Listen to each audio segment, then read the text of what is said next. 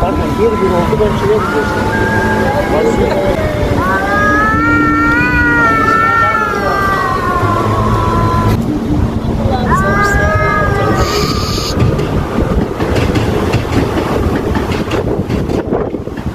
Kavga etme lan.